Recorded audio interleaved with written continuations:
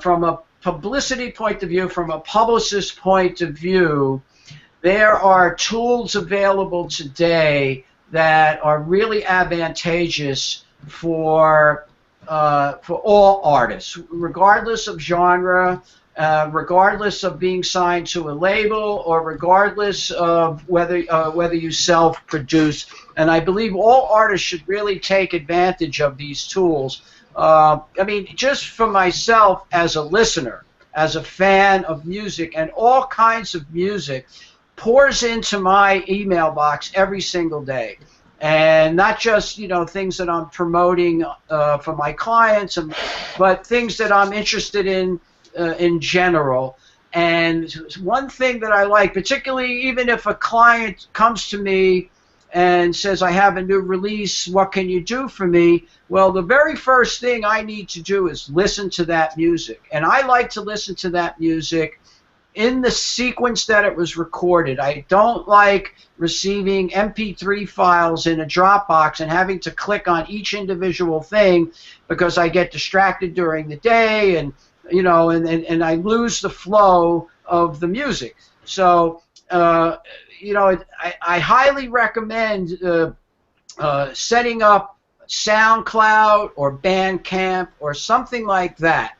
Artists should do that for all their new releases. Just like in the movie business, when a new movie comes out, they set up a web page just for the new movie, and you can go there and look at the trailer and read all about the film, and you know, read about the actors and link to certain things. Well, you know, recording artists should do the same exact thing. Just put up a page or have a page on your website or something that you can click on a link and listen here. Here is 8-track, and listen to it in the same exact sequence. Now, we're just streaming.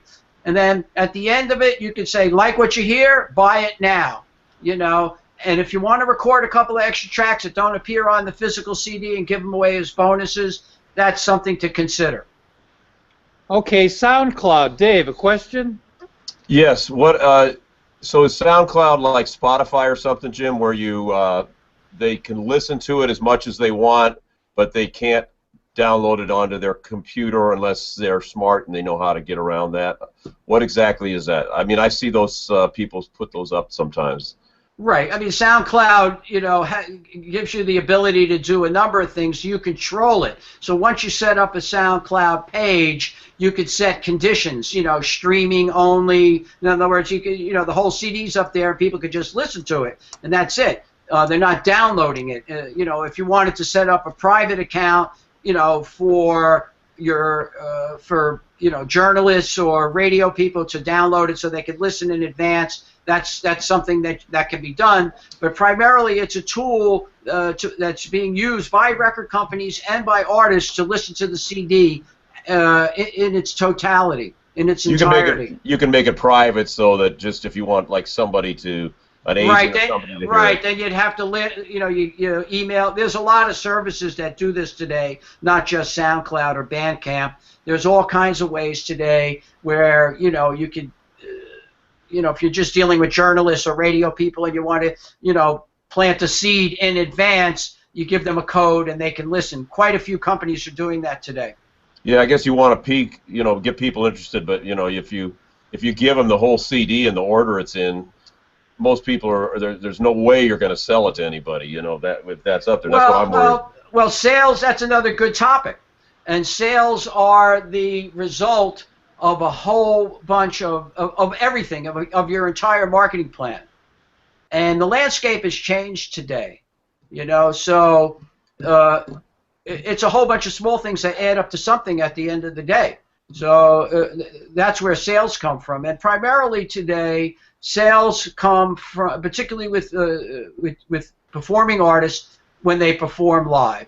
Then you have a captured audience and you can sell. But the other thing that one of the things I advise all my clients is, yeah, you want to hire a publicist and a radio promoter. Why? Well, today when you get a review or you play it on the radio, and all these stations today, you know, their playlists are live. People, you know, are listening to their stations online, like I do up here, because I can't get WBGO up in the mountains, but I can listen to it online. Well, their playlist is live. You can click through and buy it, and from iTunes or Amazon. And the same thing with a review. If we have a blogger that reviews one of our there's links right there to click through, and so those are all new tools that exist because of the internet today.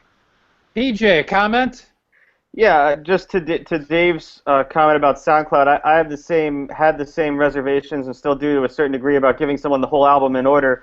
But these days, as much as just the music, you're selling accessibility to music at any point, because people want their music on their phone, on the go, while they're walking down the street. So even if you give somebody the whole SoundCloud, but they have to click on a link, then go somewhere once they get to SoundCloud, they still might conceivably buy the CD just so they can push one button on their phone and get it. I mean, that's kind of what you're selling there. That's part of how I guess you guys were saying the landscape has changed, in the sense that it's not so much that you're just selling the music anymore, or can we even sell the music because of all the free downloads. Part of what you're selling is it's still not really accessible, what most people would consider accessible, if they have to click on a link and then go somewhere and then listen through. They might buy it just to have the ability to push one button on their phone, So that's part of what you're selling too.